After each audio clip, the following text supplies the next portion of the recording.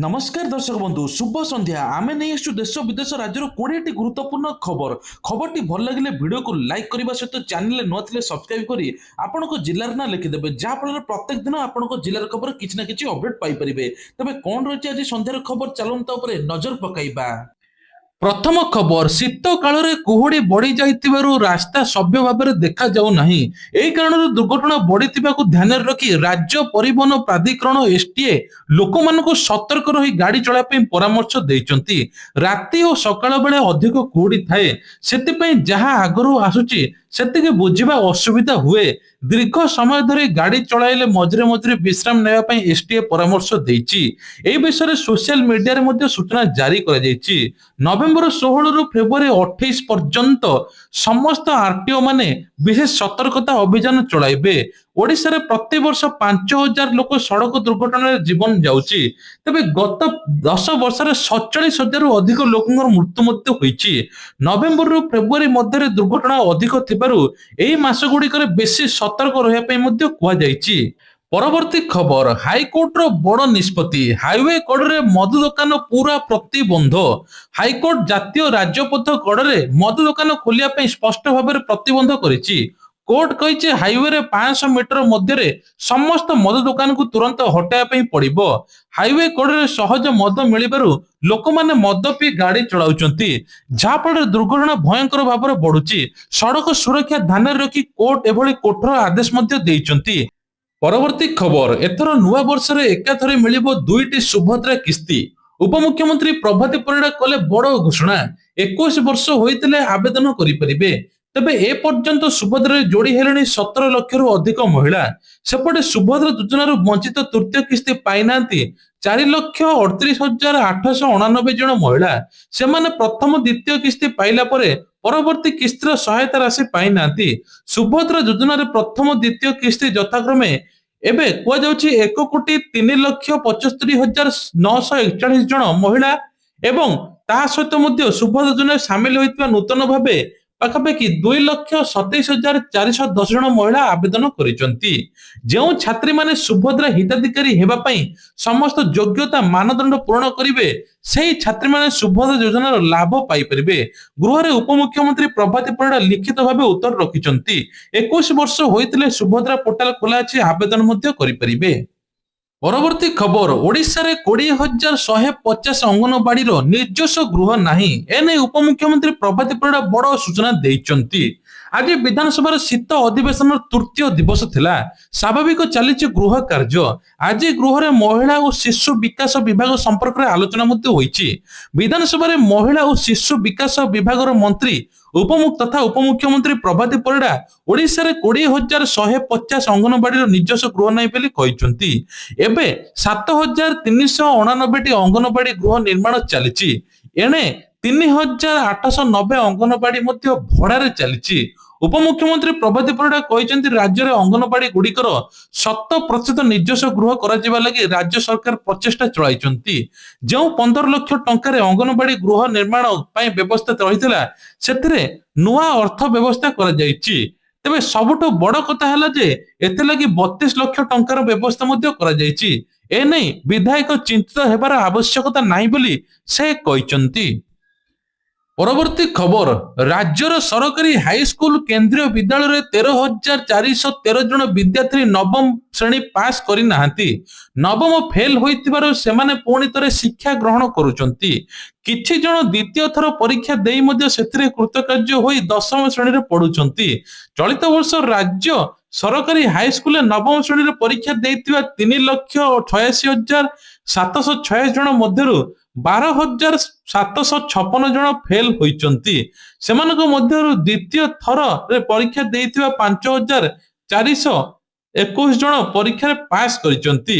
सबुठ बड़ कथा हला जे सरकार एथर कहिचंती अधिकरु अधिक पिला फेल होइचंती। ता सहित तांको पाठ पढ़ारे अधिक ध्यान देबा उचित। परवर्ती खबर साहाय्य करने को डाकी अभिभावक पाखर लुटिले अलंकार पुलिस तदंत जारी। ଛାତ୍ରଛାତ୍ରୀଙ୍କୁ ଉଚ୍ଚଶିକ୍ଷା ପାଇଁ ସାହାଯ୍ୟ କରିବାକୁ ଡାକି ଅଭିଭାବକଙ୍କ ପାଖରୁ ଲୁଟିଲେ ଅଳଙ୍କାର। ମୟୂରଭଞ୍ଜ ଜିଲ୍ଲା ଝାରପୋଖିଆରେ ଅଞ୍ଚଳରେ ଏଭଳି ଘଟଣା ଘଟିଛି। ଏଠାକାର ସ୍କୁଲର କିଛି ଯୁବକ ପହଞ୍ଚି ଛାତ୍ରଛାତ୍ରୀଙ୍କ ଭିତରେ ପ୍ରତିଯୋଗିତା କରିଥିଲେ। ଏହି ବାହାନରେ ସମସ୍ତଙ୍କ ପାଖରୁ ମୋବାଇଲ ନମ୍ବର ନେଇଥିଲେ। ପରେ ଅଭିଭାବକଙ୍କୁ ମଧ୍ୟ ପିଲା କୃତକାର୍ଯ୍ୟ ହୋଇଥିବା କହି ଫୋନରେ ଯୋଗାଯୋଗ କରିଥିଲେ। ସେମାନଙ୍କ ବାରିପଦା ସ୍ଥିତ ଶ୍ରୀରାମ ଫାଇନାନ୍ସ ଅଫିସକୁ ଡକାଇ ଇନ୍ସୁରାନ୍ସ କରିବାକୁ ବାଧ୍ୟ କରିଥିଲେ। ପଲିସି କଲେ ସେମାନଙ୍କ ପିଲାଙ୍କୁ ଉଚ୍ଚଶିକ୍ଷା ସହାୟତା ଦେବାର ଲୋଭ ମଧ୍ୟ ଦେଖାଇଥିଲେ। ଅଭିଭାବକମାନେ ପଲିସି ବାବଦକୁ ଅର୍ଥ ନ ଆଣି କହିବାରୁ ସେମାନଙ୍କ ନିକଟରୁ ବିଭିନ୍ନ ଉପାୟରେ ସୁନା ଅଳଙ୍କାର ଲୁଟି ନେଇଥିଲେ। ଏପରି କିଛି ଅଭିଭାବକ ଘରୁ ମଧ୍ୟ ଯାଇ ସୁନା ଅଳଙ୍କାର ନେଇ ଆସିଥିବା ଅଭିଯୋଗ ହୋଇଛି। ସନ୍ଦେହ ହେବାରୁ ଟଙ୍କା ନ ଦେବାକୁ କହି କିଛି ଅଭିଭାବକ ଲୁଟେରାକୁ ଡାକି ଅଟକ ରଖିଥିବା ପୋଲିସ ଜିମା ଦେଇଛି। ପୋଲିସକୁ ମଧ୍ୟ ଏମାନଙ୍କୁ ଅଟକ ରଖି ପଚରା ଉଚରା କରୁଛି। ପରବର୍ତ୍ତୀ ଖବର, ଆଗାମୀ ଦିନରେ 6ଟି ନୂଆ ସହରରେ ଗଡ଼ିବ ଇଭି ବସ୍।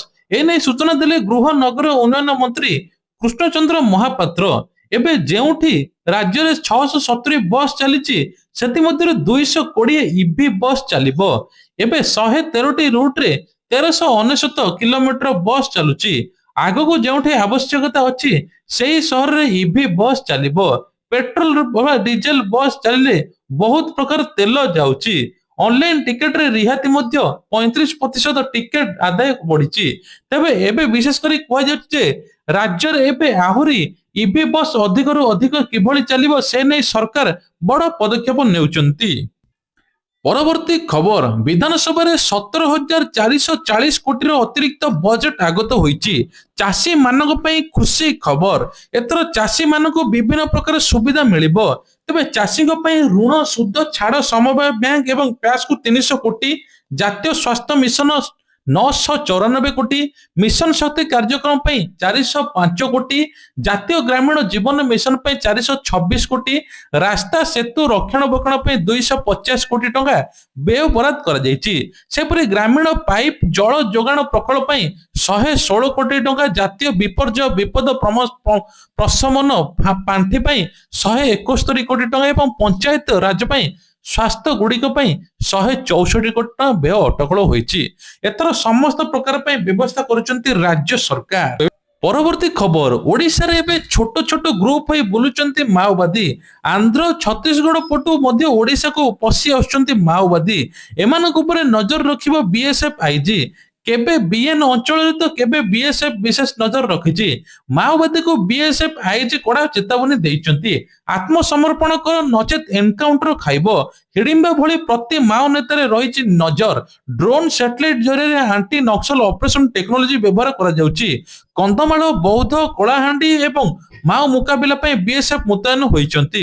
ଚଳିତ ବର୍ଷ ମିଳିତ ଅପରେସନରେ 19 ଜଣ ମାଓବାଦୀ ନିହତ ହୋଇଥିବା ସୂଚନା ଦେଇଛନ୍ତି ବିଏସ୍ଏଫ୍ ଆଇଜି। ପରବର୍ତ୍ତୀ ଖବର, ହ୍ୟୁମାନ୍ଙ୍କ ମ୍ୟାନେଜରଙ୍କ ନାଁରେ FIR. State human right council ପକ୍ଷରୁ ଏବେ କଟକ ମହିଳା ଥାନାରେ ଏତଲା ହୋଇଛି। ହ୍ୟୁମାନ୍ ସାଗରଙ୍କର ମୃତ ବେଳେ ତାଙ୍କ ମାଆକୁ ଅସଭ୍ୟ ଗାଳିଗୁଲଜ କରିଥିଲେ ମ୍ୟାନେଜର ଦିନେଶ ବେହେରା, ଯାହାକୁ ବିରୋଧ କରୁଛନ୍ତି ଷ୍ଟେଟ୍ ହ୍ୟୁମାନ୍ ରାଇଟ୍ କାଉନସିଲ। ତେବେ ହ୍ୟୁମାନ୍ଙ୍କ ଦୁଇ ମ୍ୟାନେଜର ଏବଂ ଅର୍ପିତା ଚୌଧୁରୀକୁ ନେଇ ବଢିଲା ରହସ୍ୟ। ଆଇସିୟୁରେ ଏବଂ ଶେଷ ଦର୍ଶନ ବେଳେ ଅର୍ପିତା କଣ ପାଇଁ ମାସ୍କ ପିନ୍ଧି ଲୁଚି ଯାଇଥିଲେ? ବରିଷ୍ଠ ଫିଲ୍ମ ପ୍ରଯୋଜକ ଟୁଟୁ ନାୟକ ମଧ୍ୟ ପ୍ରଶ୍ନ ଉଠାଇଛନ୍ତି। ଏହା ସହିତ ହ୍ୟୁମାନ୍ ସାଗର ରୋଜଗାର କରୁଥିବା ବେଳେ ବିପୁଳ ଟଙ୍କା ହେରଫେର ହୋଇଥିବା ଅଭିଯୋଗ ହୋଇଛି। ଦୁଇ ମ୍ୟାନେଜର ଏବଂ ପୁରା ଟିମ୍ ସନ୍ଦେହ ଘେରରେ ଏବେ ରହିଛି। ପରବର୍ତ୍ତୀ ଖବର, ମଣ୍ଡିରୁ ଉଠୁନି ଧାନ, ଚାଷୀଙ୍କ ମଧ୍ୟରେ ତୀବ୍ର ଅସନ୍ତୋଷ।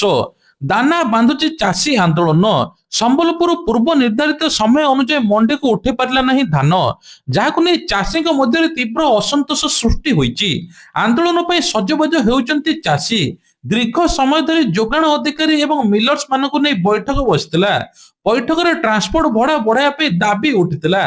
ଧାନ ଗଚ୍ଛିତ ରଖିବା ପାଇଁ ମିଲର୍ସ ମାନେ 3 ବର୍ଷର ଭଡ଼ା ମିଳି ନଥିବାରୁ ବୈଠକ ଅଧାରୁ ଉଠି ଚାଲି ଯାଇଥିଲେ ମିଲର୍ସ। ମଣ୍ଡିକୁ ଧାନ ନ ଉଠିଲେ ରାସ୍ତାରେ ଥଇଥାନ ଆନ୍ଦୋଳନ ଧମକ ଦେଇଛନ୍ତି ଚାଷୀ। ତେବେ ଧାନ ଥୋଇକି ଏବେ ଆନ୍ଦୋଳନ ହେବ। ଚେତାବନୀ ପରେ ସମ୍ବଲପୁର ଉପଜିଲ୍ଲାପାଳ ଚାଷୀଙ୍କ ନିକଟରେ ପହଞ୍ଚି ଆଲୋଚନା କରିଛନ୍ତି। ଖୁବ୍ ଶୀଘ୍ର ଧାନ ଉଠାଯିବ ବୋଲି ନିଷ୍ପତ୍ତି ନିଆଯାଇଛି। ପରବର୍ତ୍ତୀ ଖବର, ଭାରତର ସର୍ବବୃହତ ଆଲୁମିନିୟମ ଉତ୍ପାଦନକାରୀ ବେଦାନ୍ତ ଆଲୁମିନିୟମ ଓଡ଼ିଶାର ସୁନ୍ଦରଗଡ଼ ଏବଂ ଝାରସୁଗୁଡ଼ା ଜିଲ୍ଲାରେ ଏକ ଶୀତକାଳୀନ ପ୍ରସ୍ତୁତି ଅଭିଯାନ ଆୟୋଜନ କରି ଶୀତ ପ୍ରକୋପରୁ ରକ୍ଷା ପାଇବା ପାଇଁ ଲୋକଙ୍କୁ କମ୍ବଳ ବଣ୍ଟନ କରିଛି। ପ୍ରାୟ 3000ରୁ ଅଧିକ ବ୍ୟକ୍ତି, ଗର୍ଭବତୀ, ସ୍ତନ୍ୟପାନ କରୁଥିବା ମହିଳା, ଏସଏଚଜି ସଦସ୍ୟ, ମହିଳା ନେତୃତ୍ୱାଧୀନ ପରିବାର ଏବଂ ଭିନ୍ନକ୍ଷମ ବ୍ୟକ୍ତିଙ୍କ ନିକଟରେ ପହଞ୍ଚି ହାତ ବଢାଇଛି ବେଦାନ୍ତ। ଏହି ପଦକ୍ଷେପ ଜାମଖାନି ଏବଂ ଘୁଘୁରପାଲି ଏବଂ କୁରାଲୋଇ ଗାଁରେ 3000 ଲୋକଙ୍କରୁ ଅଧିକ ଲୋକଙ୍କୁ ମଧ୍ୟ ଏସବୁ ବଣ୍ଟନ କରାଯାଇଛି। ପରବର୍ତ୍ତୀ ଖବର, ପର୍ଯ୍ୟଟନ ଋତୁ ଆରମ୍ଭ ହୋଇଥିବା ବେଳେ ପ୍ରାଣୀ ଉଦ୍ୟାନ ନନ୍ଦନକାନନକୁ ଗୁଜରାଟରୁ ଆସୁଛି 19 ଜୀବଜନ୍ତୁ। ଏନେଇ ସୁରଟର ଶ୍ୟାମପ୍ରସାଦ ମୁଖାର୍ଜୀ ବଡ଼ ସୂଚନା ଦେଇଛନ୍ତି। ତେବେ କୁହାଯାଉଛି ଡିସେମ୍ବର 10 ତାରିଖ ସୁଦ୍ଧା ନୂଆ ଜୀବଜନ୍ତୁ ଆସି ନନ୍ଦନକାନନରେ ପହଞ୍ଚିବେ। ତେଣୁ ନନ୍ଦନକାନନ ପକ୍ଷରୁ ଏକ ଟିମ୍ ଗୁଜରାଟ ଯିବା ପାଇଁ ପ୍ରସ୍ତୁତ ସରିଛି। ଗୁଜରାଟ ଚିଡ଼ିଆଖାନାରୁ 4 ପ୍ରଜାତିର 19 ଜୀବଜନ୍ତୁ ଆସୁଥିବା ବେଳେ ଏହାର ପ୍ରତିବଦଳରେ ନନ୍ଦନକାନନ 5 ପ୍ରଜାତିର 14 ଜୀବଜନ୍ତୁ ଦେଉଛି। ଆସୁଥିବା ଜୀବଜନ୍ତୁ ମଧ୍ୟରୁ ରହିଛି ପାଞ୍ଚଟି ଏବେ ଅଣ୍ଡିରା ଏବଂ ମାଇ ରହିଛି ଓଧ, ତା ସହିତ 2ଟି ଧୂସର ଗଧିଆ ରହିଛି, 10ଟି ମଧ୍ୟ ପଥର କଇଁଚ ରହିଛି, ରୂପେଲି କୁକୁଡ଼ା ରହିଛି 2ଟି, ଏମିତି ବିଭିନ୍ନ ପ୍ରକାର ରହିଛି ବୋଲି ସୂଚନା ମିଳୁଛି। ପରବର୍ତ୍ତୀ ଖବର, ରାଜ୍ୟରେ ପ୍ରତ୍ୟେକ ପଞ୍ଚାୟତରେ ହେବ ନିଯୁକ୍ତି ହେବେ ପିଅନ। ଏନେଇ ଘୋଷଣା କରିଛନ୍ତି ରାଜ୍ୟ ସରକାର। ନୂତନ ପଦବୀ ସୃଷ୍ଟି ଦେବା ସହିତ ଦରମା 13,160 ଟଙ୍କା ରହିବ। ପୂର୍ବରୁ ପଞ୍ଚାୟତ ଗୁଡ଼ିକରେ ନିଜ ସ୍ତରରେ ପିଅନ ରଖି ଦରମା ଦେଉଥିଲେ। ପଞ୍ଚାୟତ ଫଣ୍ଡରୁ ପିଅନକୁ ଦରମା ଦିଆଯାଉଥିଲା। ଏବେ ରାଜ୍ୟ ସରକାର ଦରମା ଦେବେ ବୋଲି ବଡ଼ ଘୋଷଣା କରିଛନ୍ତି। କୌଣସି ପ୍ରକାର କାମରେ ଅବହେଳା କଲେ ତାଙ୍କ ଦରମା ବନ୍ଦ ରହିବ। ବଡ଼ ବଡ଼ ଚାକିରିଆ ଯୋଉମାନେ ବଡ଼ ବଡ଼ ଅଫିସର ଲୋକଙ୍କ ସେବା କରିବେ, ଲୋକଙ୍କ କଥା ବୁଝିବେ, ଆଉ ଯଦି କାମରେ ଅବହେଳା କରନ୍ତି ତାଙ୍କର ଦରମା ବନ୍ଦ ହେବ ବୋଲି ମୁଖ୍ୟମନ୍ତ୍ରୀ ରୋକଠୋକ ଶୁଣାଇ ଦେଇଛନ୍ତି। ପରବର୍ତ୍ତୀ ଖବର, 62 ବୟସରେ ବିବାହ କଲେ ଅଷ୍ଟ୍ରେଲିଆ ପ୍ରଧାନମନ୍ତ୍ରୀ ଆନ୍ଥୋନି ଆଲବାନିଜ। ଦୀର୍ଘ ଦିନର ବାନ୍ଧବୀ ସହିତ ହେଲେ ବିବାହ ବନ୍ଧନ କଲେ। ତେବେ ଦୀର୍ଘ ଦିନର ବାନ୍ଧବୀ 45 ବର୍ଷିଆ ଯୋଡି ହେଡେନଙ୍କ ସହିତ ବିବାହ ବନ୍ଧନରେ ଆବଦ୍ଧ ହୋଇଛନ୍ତି। ଅଷ୍ଟ୍ରେଲିଆ ଇତିହାସରେ ପ୍ରଥମ ଘଟଣା ଯେଉଁଠାରେ ପ୍ରଧାନମନ୍ତ୍ରୀ ନିଜ କାର୍ଯ୍ୟକାଳ ମଧ୍ୟରେ ବିବାହ କରିଛନ୍ତି। ଏବେ ବାହାଘର ଉତ୍ସବରେ ମାତ୍ର 20ରୁ 30 ଜଣ ଘନିଷ୍ଠ ବନ୍ଧୁ ପରିବାର ସଦସ୍ୟ ଯୋଗ ଦେଇଥିଲେ। ପରବର୍ତ୍ତୀ ଖବର, କଟକରେ ଏବେ ବିଷ। ତେବେ ସବୁଠୁ ବଡ କଥା ହେଲା କଟକରେ ବଢୁଛି ବାୟୁ ପ୍ରଦୂଷଣ। 6 ବର୍ଷରେ 24 କୋଟି ଟଙ୍କା ଖର୍ଚ୍ଚ ହେଲେ ମଧ୍ୟ ସୁଫଳ ମିଳୁନାହିଁ। ଦିଲ୍ଲୀ ପରି ଏବେ କଟକରେ ବାୟୁ ପ୍ରଦୂଷଣ ଚିନ୍ତାଜନକ ହୋଇଗଲାଣି। ଶୀତ ଋତୁ ଆସୁଥିବା ସହିତ ସହର ଧୂଳି, ଯାନବାହନ ଧୂଆଁ ଓ ବାଲି ପରିବହନ ପ୍ରଦୂଷଣ ବଢାଉଛି। 6 ବର୍ଷରେ ସ୍ୱଚ୍ଛ ବାୟୁ କାର୍ଯ୍ୟକ୍ରମ 24 କୋଟି ଟଙ୍କା ଦିଆଗଲାଣି। ପ୍ରଦୂଷଣର ଗୁରୁତ୍ୱପୂର୍ଣ୍ଣ ସୁଧାର ଆସୁନାହିଁ। 2026 ମସିହା ପୂର୍ବରୁ କଟକର ପ୍ରଦୂଷଣ ମୁକ୍ତ ଲକ୍ଷ୍ୟ ରଖାଯାଇଛି। Badambadi, link road, Barabati stadium, CDA ଅଞ୍ଚଳରେ ବାୟୁ ପ୍ରଦୂଷଣ ସର୍ବାଧିକ। PM10 ଏବଂ PM2.5 ସ୍ତରରେ ମଧ୍ୟ ନିୟମିତ ସୀମାଠାରୁ ଅଧିକ। ନାଇଟ୍ରୋଜେନ ଡାଇ ଅକ୍ସାଇଡ ବା NO2 ମାତ୍ରା ବେଶୀ ମୂଳ କାରଣ। ଯାନବାହନ ଧୂଆଁ, ଏହା ସହିତ ଅବ୍ୟବହୃତ ବାଲି ପରିବହନ ରାସ୍ତାରେ ପଡୁଥିବା ବାଲି ମଧ୍ୟ ପ୍ରଦୂଷଣ ବଢାଇପାରେ। ତେବେ ବହୁ ଯାନବାହନ ପ୍ରଦୂଷଣ ପ୍ରମାଣପତ୍ର ବିନା ଗାଡି ଚଳାଚଳ କରୁଛନ୍ତି। ଏନେଇ ତାଙ୍କ ଗାଡି ମଧ୍ୟ ଚେକ୍ ହେବ। ଧରା ପଡିଲେ ତୁରନ୍ତ କାର୍ଯ୍ୟାନୁଷ୍ଠାନ ନେବା ସହିତ ବଡ ଫାଇନ ମଧ୍ୟ କାଟିବାକୁ ପଡିବ। ପରବର୍ତ୍ତୀ ଖବର, ଇ-କେୱାଇସି ପରେ ଏବେ ସର୍ଭେ ଆଳରେ ଲୋକଙ୍କର ରାସନ କାର୍ଡ କାଟୁଛନ୍ତି ସରକାର। ହିତାଧିକାରୀ ହନ୍ତସନ୍ତ। ବିଧାନସଭାରେ ବିଜେଡି ଏହି ମୁଲତବୀ ପ୍ରସ୍ତାବ ଆଣିଥିଲେ। ଏହି ପ୍ରସଙ୍ଗରେ ଉତ୍ତର ଦେଇଛନ୍ତି ଖାଉଟି କଲ୍ୟାଣ ମନ୍ତ୍ରୀ କୃଷ୍ଣଚନ୍ଦ୍ର ପାତ୍ର। ମନ୍ତ୍ରୀ କହିଛନ୍ତି ପୂର୍ବ ସରକାର ସମୟରେ ବିଭିନ୍ନ ଆଳ ଦେଖାଇ ରାଜନୈତିକ ଉଦ୍ଦେଶ୍ୟ ରଖି ରାସନ କାର୍ଡ କଟା ଯାଉଥିଲା। ଗତ ଆବେଦନ ପୋର୍ଟାଲ ମଧ୍ୟ ବନ୍ଦ କରିଥିଲେ। ମୃତ ଓ ଅଯୋଗ୍ୟ ବ୍ୟକ୍ତିକୁ ବାଦ ଦେଇ ଯୋଗ୍ୟ ହିତାଧିକାରୀକୁ ସାମିଲ କରିବା ପାଇଁ ଇ-କେୱାଇସି ପ୍ରକ୍ରିୟା ଆରମ୍ଭ କରିଛନ୍ତି ସରକାର। ଜୁନ 2024ରୁ ଆଜି ପର୍ଯ୍ୟନ୍ତ ସରକାର ଯୋଗ୍ୟ ହିତାଧିକାରୀକୁ ରାସନ କାର୍ଡ ଦେଇଛନ୍ତି, କେବେ ବି କାଟି ନାହାନ୍ତି। ରାଜ୍ୟରେ ଏବେ 99,52,153 ଜଣ ପରିବାରକୁ ମାସିକ ରାସନ ବଣ୍ଟା ଯାଉଛି। ଏଥିମଧ୍ୟରେ 96% ଲୋକଙ୍କର ଇ-କେୱାଇସି କରିଛନ୍ତି।